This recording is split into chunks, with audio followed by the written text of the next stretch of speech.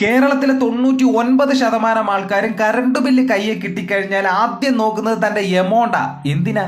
കഴിഞ്ഞ മാസത്തേക്കാൾ ഈ മാസം കുറവാണോ എന്ന് അറിയാം. ഇത് തന്നെ ആ സുഹൃത്തെ ഞാനും നിങ്ങളും ചെയ്യുന്നത്. ഈ മാസം കേരളത്തിലെ മുഴുവൻ കൺസ്യൂമേഴ്സിനും നിങ്ങൾ ബില്ലെടുത്ത് നോക്കിയാൽ അറിയാം, ACD എന്ന് പറഞ്ഞ് നമ്മളറിയാതെ എന്തിനാണെന്നറിയാതെ എന്ത് മാനദണ്ഡത്തിലാണ് കൂട്ടിയത് എന്നറിയാതെ 100 കണക്കിന് രൂപ കൂട്ടിയിട്ടുണ്ട്.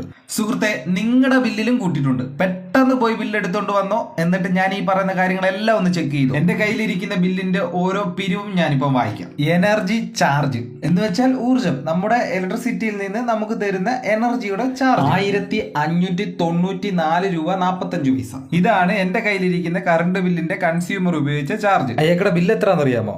2722 രൂപ. 1200 രൂപ കൂടുതലാണ്. സംഭവം മനസ്സിലായി. ഇപ്പൊ നമ്മൾ കടയിൽ നിന്ന് 5 കിലോ അരി മേടിക്കുന്നു. 1 കിലോ അരിക്ക് 50 രൂപയാണെന്നുണ്ടെങ്കിൽ 5 കിലോ അരിക്ക് 250 രൂപ കൊടുത്താൽ പോരെ? 250 അല്ല, ഇതിന്റെ കൂടെ 500 രൂപയും കൂടെ വേണം എന്ന് പറഞ്ഞാലോ? അതെന്തിനാണെന്ന് നമ്മൾ ചോദിക്കും അല്ലേ? നമ്മൾ എപ്പോഴെങ്കിലും KCBയിൽ ഇങ്ങനെ ചോദിച്ചിട്ടുണ്ടോ? ഞാനും നിങ്ങളും ഉൾപ്പെടെ എല്ലാവരും ലാസ്റ്റ് ഡേറ്റിൽ ഫീസ് ഊരുമെന്ന് പേടിച്ച് അടച്ചോണ്ടിരിക്കുവല്ലേ? ഈ സുഹൃത്തിന്റെ 1594 രൂപ 45 പൈസ എനർജി ചാർജ് ഉണ്ടായിട്ട് പുള്ളിക്ക് കിട്ടിയിരിക്കുന്ന ബില്ല് 2722 രൂപ.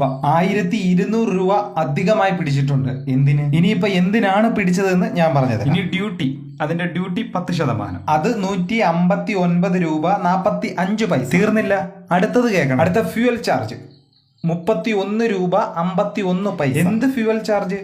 നമ്മൾ മണ്ണെണ്ണ ഒഴിച്ചിട്ടാണോ വീട്ടിൽ ലൈറ്റ് കത്തിക്കുന്നത്? KCBയുടെ കറണ്ട് ഉപയോഗിച്ച നമ്മൾ ഫ്യൂവൽ ചാർജ് കൊടുക്കണം. ഇവരവിടെ ചിലപ്പം ഗ്യാസ് സ്റ്റവ് ഉപയോഗിച്ച് ചായ ഉണ്ടാക്കി കുടിക്കുന്നത്. ഇപ്പൊ പറയാൻ പോകുന്നത് KCB നാഫ്ത, കൽക്കരി ഇതൊക്കെ ഉപയോഗിച്ച് കറണ്ട് ഉണ്ടാക്കുന്നത്. അതെല്ലാം അവിടെ കൂട്ടിയല്ലേ കറണ്ട് ബില്ല് തന്നിരിക്കുന്നത്. ഒരു സാധനം വിൽക്കുമ്പോൾ അതിന്റെ ഉൽപാദന ചെലവും കൂടെ ചേർത്തിട്ടല്ലേ. നമ്മുടെ കായംകുളത്ത് താവനിലയുണ്ട്, അവിടെ നാഫ്തയുണ്ട്.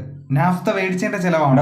അതിന്റെ പ്രോഡക്റ്റിന്റെ പൈസ കൂടെ ചേർത്തല്ലേ ഈ 1594 രൂപ 45 പൈസ. നമ്മൾ എന്തിനാ ഫ്യൂവൽ ചാർജ് കൊടുക്കുന്നത്?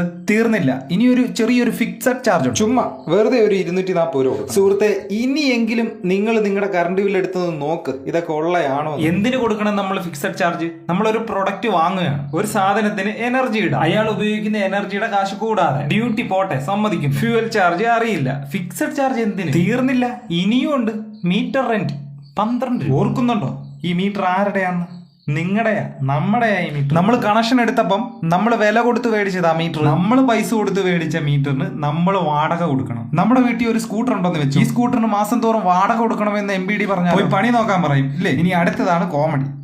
നമ്മൾ കാശ് കൊടുത്ത് മേടിച്ച് നമ്മൾ മാസം തോറും റെന്റും കൊടുത്ത് ഇനി അതിന് നമ്മൾ GST കൂടെ കൊടുക്കണം. മീറ്റർ മേടിക്കാൻ നേരത്തെ ഒരു GST ഉണ്ട്. ഇത് കൂടാതെ എല്ലാ മാസവും നമ്മൾ മീറ്ററിന് റെന്റും കൊടുക്കണം. ഇത് കൂടാതെ നമ്മൾ എല്ലാ മാസവും മീറ്ററിന് GST കൂടെ കൊടുക്കണം. എത്ര രൂപ എന്നറിയാമോ? 2 രൂപ 16 പൈസ. ഇനി അടുത്തയാണ് ഓട്ടോ റിക്കവറി. എന്തിനാണെന്ന് വെച്ച് കഴിഞ്ഞാൽ എനിക്കറിയത്തില്ല. സ്വമേധയാ റിക്കവർ ചെയ്യുന്ന ഒരു തുക. ഓട്ടോ റിക്കവറി എന്ന് പറഞ്ഞ് പിടിച്ചിരിക്കുന്നത് 35 രൂപ 10 പൈസ. ചിലപ്പോൾ KCB നിങ്ങളുടെ അക്കൗണ്ടിലോട്ട് ചിലപ്പോൾ കുറച്ച് പൈസ തന്നിട്ട് അത് തിരിച്ചു പിടിക്കുന്നേ. ഓട്ടോമാറ്റിക് ആയിട്ട് റിക്കവർ ചെയ്യുകയാണ് 35 രൂപ 10 പൈസ. തീർന്നില്ല, ഇനി ഇതെല്ലാം കൂടെ ഒന്ന് വട്ടം എത്തിക്കണ്ടേ? അതിനാണ് റൗണ്ട് ഓഫ്. അതായത് 30 രൂപ 95 പൈസ ആണെന്നുണ്ടെങ്കിൽ 5 കൂടെ കൂട്ടി 40 രൂപ ആക്കുന്നത് പോലെ ഇതെല്ലാം കൂടെ ഒന്ന് റൗണ്ട് ആക്കിയിട്ട് ഒരു 25 പൈസ. ഈ 25 പൈസ കേരളത്തിലെ 1 കോടി വീട്ടിൽ നിന്ന് കൂട്ടി നോക്കും. എന്തുവാണ് ഈ കൊച്ചു കേരളത്തിൽ നടക്കുന്നത്? അങ്ങനെ 1594 രൂപയുടെ കറണ്ട് ഉപയോഗിച്ച സഹോദരൻ 2075 രൂപ അടയ്ക്കണം. അതിന്റെ കൂടെ ആദ്യം പറഞ്ഞ ACD ആനുവൽ ക്യാഷ് ഡെപ്പോസിറ്റ് വർഷം തോറും നമ്മൾ കൊടുത്തോണ്ടിരിക്കണം. എല്ലാ വർഷവും നമ്മൾ കൊടുക്കണം. അത് 825 രൂപ. തീർന്നില്ല, ഇനി ചുമ്മാതെ കൊടുക്കുന്ന ഒരു സംഭവമുണ്ട്, അഡ്വാൻസ്. അതൊരു 193 രൂപ. നമ്മൾ സാധാരണക്കാരനായ ഒരു മനുഷ്യൻ ആദ്യം ബില്ല് കിട്ടുമ്പോൾ നോക്കുന്നത് എന്താണ് ലാസ്റ്റ് ഡേറ്റ്, എത്രയാണ് ബില്ല്, ഇതൊക്കെ നോക്കണം സുഹൃത്തുക്കൾ. ഇത് കൂടാതെ വർഷാവർഷം കറണ്ട് ബില്ല് കൂട്ടുകയും ചെയ്യും. എന്തായാലും തീർന്നില്ല, പോകാൻ വരട്ടെ. ഇനി ഒരു സംഭവം കൂടെ ഉണ്ട്, സർചാർജ്. അതൊരു 15 രൂപ. അങ്ങനെയാണ് 1594 രൂപ 45 പൈസയുടെ കറണ്ട് ഉപയോഗിച്ച ആള് 2722 രൂപ അടയ്ക്കേണ്ടി വരും.